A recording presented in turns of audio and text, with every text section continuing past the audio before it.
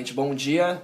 Em 2013, o Conar registrou 340 processos, sendo que 72 foram anúncios sustados. Foi o ano em que o órgão registrou o maior número de sustações desde 2010. Em meio a isso, o Conar criou uma campanha de conscientização que ironiza as queixas exageradas. O setor de medicamentos foi o que recebeu o maior número de reclamações. Já o setor de bebidas alcoólicas, William, representou 10% desses processos instaurados. Os comerciais brasileiros de bebidas alcoólicas fermentadas, como todos sabem, Guilherme, têm forte apelo humorístico ou sensual. As propagandas de destilado, assim como o uísque, a vodka ou o conhaque, caracterizam-se pela imagem de poder e status. Muitas dessas mensagens elas são mal interpretadas e chegam em formas de queixa ao Conar. E cabe a ele analisar e julgar caso a caso se essas reclamações serão deferidas ou indeferidas. Bom, Guilherme, vamos agora com o nosso repórter Fiuk Saraiva. Bom dia, Fiuk. Bom dia, Guilherme. Bom dia, William. Estou aqui com o José Luiz, da área de marketing. Beleza? Tudo bom, Zé? Tudo bem. Zé, eu queria saber qual a sua opinião em relação às análises exageradas que viram reclamações no Conar. Então, eu sou um profissional da área de marketing, tenho bastante tempo nessa vida, uns 20 anos, e assim, a gente vê que de um tempo para cá, cada vez mais isso está se tornando muito chato.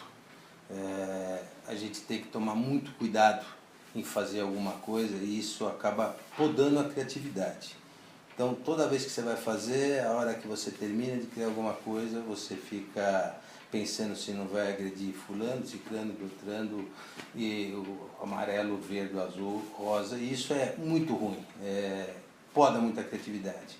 E ao contrário disso, hoje em dia, usa-se disso para realmente existir a polêmica e isso da audiência, o que também é um troço chato, não precisa fazer isso. A gente vê aí vários casos, como o do pônei maldito, né? Os pôneis que gerou e pediram e tiraram do ar, e foi uma das coisas mais vistas. Se hoje em dia alguns comerciais, por exemplo, o comercial da Folha, que ganhou prêmio, Cannes, etc., do Hitler, imagina se a comunidade judaica achasse ruim que estavam falando bem do Hitler. Né? Então, assim, tudo é muito difícil, né? Tudo é muito complicado. Eu acho que o mundo está chato. E a gente não pode, hoje, no meio publicitário, criar essa dificuldade. Tem que então, deixar a criatividade... A criatividade tem que fluir. Né?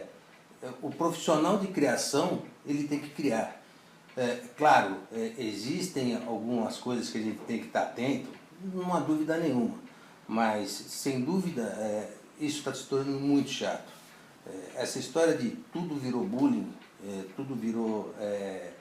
segregação, preconceito, etc. Esse negócio tem que acabar.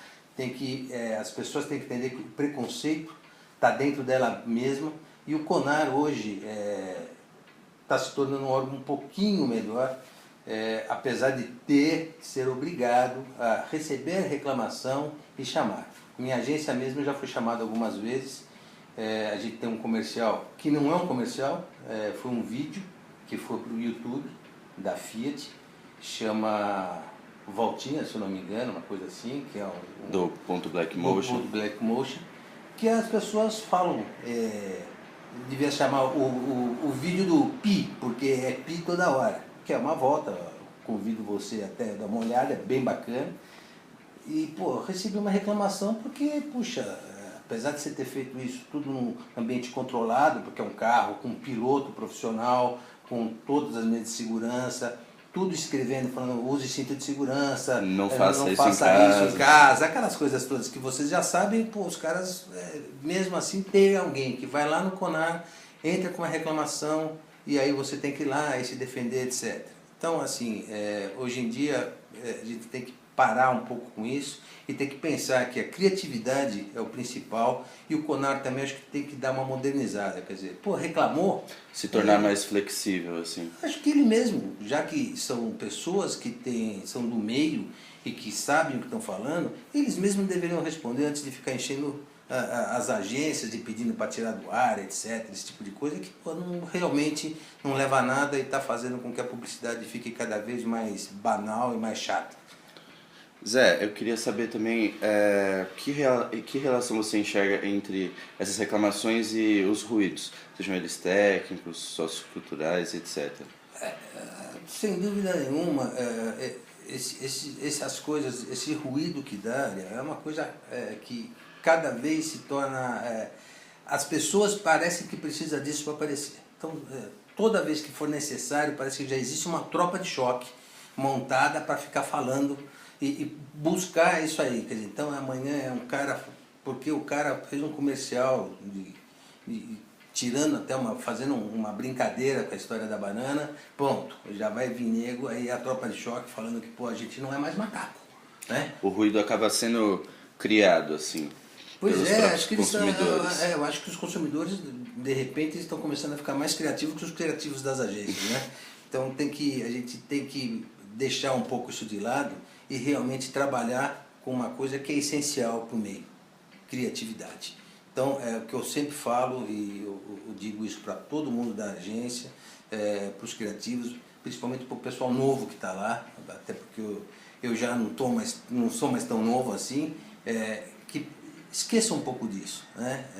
Às vezes uma grande ideia é podada, às vezes um grande filme é podado, exatamente por causa disso. A gente não tem que ficar pensando só nisso, tem que pensar no criativo, no negócio bacana, no negócio diferente, na coisa que vai fazer com que vocês desenvolvam um trabalho com criatividade do que ficar pensando muito só no alheio. Tá certo, muito obrigado, Zé. Obrigado a você. Voltamos agora com o estúdio.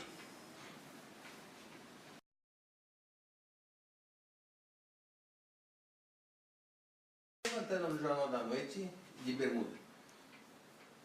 Oi, tivemos problemas técnicos no estúdio. Essa foi mais uma edição do jornal Acorda São Paulo. Um bom dia para todos.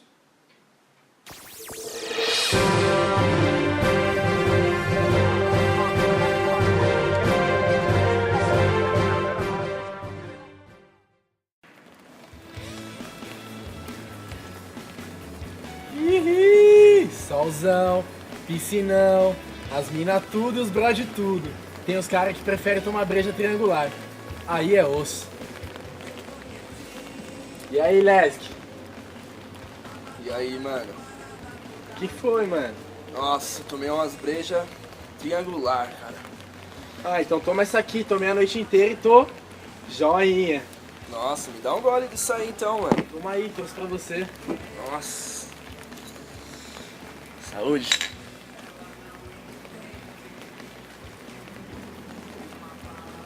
Ah, essa é boa, hein, mano?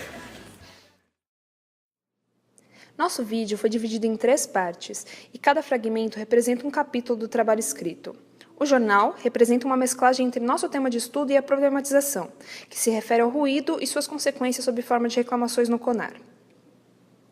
A entrevista corrobora a problematização e, de certa maneira, representa um resultado da observação participante. Já o comercial, que compila e ironiza alguns clichês das propagandas de cerveja, remete ao nosso objeto de pesquisa, ou seja, as propagandas de bebidas destiladas e fermentadas, e também ao nosso método utilizado, que foi a recorrência. Pelo que entendemos, a teoria da formação estuda a melhor maneira de uma mensagem chegar ao receptor para posteriormente ser entendida pelo mesmo, e não trata da interpretação, mas sim do que impede que esta mensagem chegue de maneira clara. Nisso estão inclusos erros de dicção, de ortografia, cacófatos e principalmente erros técnicos, as interferências, as interrupções de sinal e outros. Assim, optamos por comerciais de bebidas onde esses mal-entendidos ocorrem frequentemente.